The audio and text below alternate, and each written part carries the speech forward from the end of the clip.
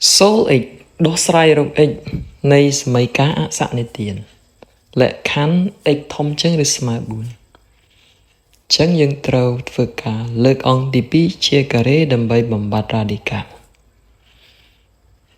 អញ្ចឹងយើងទៅសេបានរឹសការ៉េនៃ x ដក4 o ការ៉េ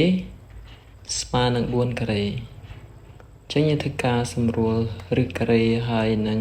ស្វ័យគុណ2អស់យើងបាន x ដក4ស្មើនឹង4ការ៉េដក6តើមកយើងទាញរក x ស្មើនឹង